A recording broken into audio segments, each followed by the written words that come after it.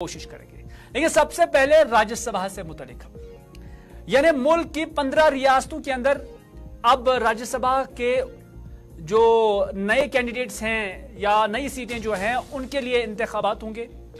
राज्यसभा जहां जम्मू कश्मीर भी कई एक बार हमने देखा कि यहां से भी बड़े बड़े नुमाइंदे यहां से चले गए और राज्यसभा के अंदर उन्होंने जम्मू कश्मीर की तर्जुमानी की और इस तरह से मुल्क की 15 रियासतों के अंदर इलेक्शन कमीशन ने एक नोटिफिकेशन जारी किया और उसके बाद उन्होंने एक शेड्यूल भी जारी किया जिसमें उन्होंने कहा कि अब 27 फरवरी से ये इंतखाबात इन राज्यसभा के 15 रियासतों के अंदर होंगे और यहां से लगभग 56 के करीब जो लोकसभा राज्यसभा के हलके हैं उनके लिए ये वोटिंग होगी। लेकिन जब हम जम्मू कश्मीर के एंगल से इस चीज को देखते हैं तो क्या जम्मू कश्मीर की इस बार राज्यसभा के अंदर नुमाइंदगी हो सकती है?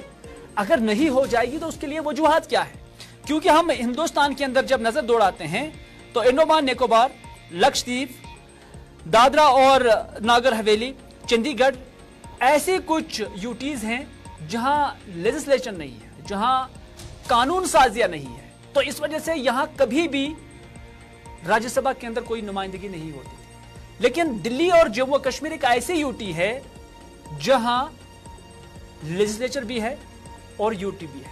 तो इस तरह से इन इलाकों के अंदर गुंजाइश थी कि वो राज्यसभा के अंदर राज्यसभा मेंबर भेजकर अपनी नुमाइंदगी करे। लेकिन जम्मू कश्मीर के अंदर से क्यों नहीं हो जाएगी? फैसल रियाज से जानने की कोशिश करेंगे। फैसल रियाज इस वक्त हमारे साथ है। फैसल, क्योंकि जम्मू कश्मीर के अंदर लोकसभा के इंतखाबात तो होने वाले हैं लेकिन राज्यसभा के लिए नुमाइंदगी नहीं हो पा रही है। क्या वजूहत है कि यही कि यहां जम्मू कश्मीर के अंदर असेंबली नहीं है? साल 2014 में आखिरी बार यहां इंतखाबात हुए और जो यहां से नुमाइंदे राज्यसभा के लिए चुने गए थे उनका टेन्योर खत्म हुआ।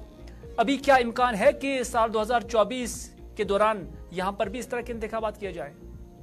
देखिए हिलाल, जब हम राज्यसभा की बात करते हैं तो पहले यहाँ के 4 मेंबर्स थे जो कि मुख्तलिफ सियासी पार्टियों से नामजद किए गए थे, इलेक्ट किए गए थे, जिनमें शमशेर सिंह मनहास बीजेपी के थे, कांग्रेस के गुलाम नबी आजाद थे, उसके साथ साथ पीडीपी के 2 मेंबर राज्यसभा थे जिसमें फयाज अहमद मीर और नजीर अहमद लावे थे, जो कि मुख्तलिफ टाइम पे वो वहां से रिटायर हो गए। और जो आखिरी राज्यसभा मेंबर रिटायर हुए थे वो गुलाम नबी आजाद थे, जिनका रिटायरमेंट राज्यसभा से 15 फरवरी 2021 को हुआ था। लेकिन तब से लेकर अब तक ये जो सीटें हैं वो खाली है। अब इलेक्शन जो है अनाउंसमेंट आज की गई है इलेक्शन कमीशन ऑफ इंडिया की तरफ से 15 स्टेटों की 56 राज्यसभा सीटों के लिए टाइम जो है दिया गया है 27 फरवरी। लेकिन वही जम्मू कश्मीर अब इससे स्किप हुआ है क्योंकि जम्मू कश्मीर जो इस वक्त यूटी है लेकिन यहाँ पे लेजिस्लेचर था, इलेक्शन यहाँ पे होते थे और अभी भी लेजिस्लेचर, लेकिन जब तक ना असेंबली इलेक्शन यहाँ पे होंगे तब तक राज्यसभा मेंबर इलेक्ट करना अब मुमकिन नहीं है क्योंकि असेंबली पहले ही 2018 में ही डिसॉल्व की गई थी और अभी असेंबली इलेक्शन के लिए कोई टाइम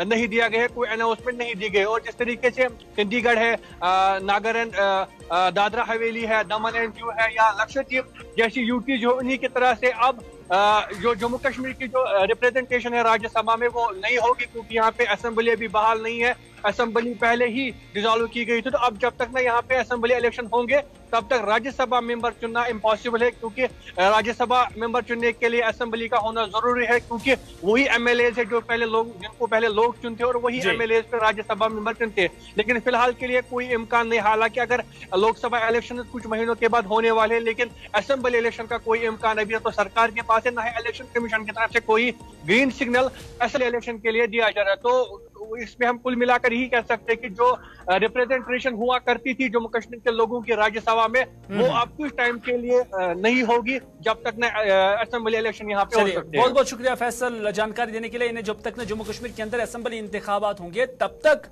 ये राज्यसभा के अंदर जम्मू कश्मीर की नुमाइंदगी नहीं हो सकती है क्योंकि राज्यसभा मेंबरान को जो लेजिस्लेचर है, जो असेंबली के नुमाइंदे होते हैं या काउंसिल के नुमाइंदे होते हैं वही चुन लेते हैं और उसके बाद वो राज्यसभा के अंदर दाखिल हो जाते हैं। लेकिन साल 2018 के अंदर यहां आखिरी बार असेंबली को तहलील किया गया था और उसके बाद कोई असेंबली इंतखाब नहीं हुआ।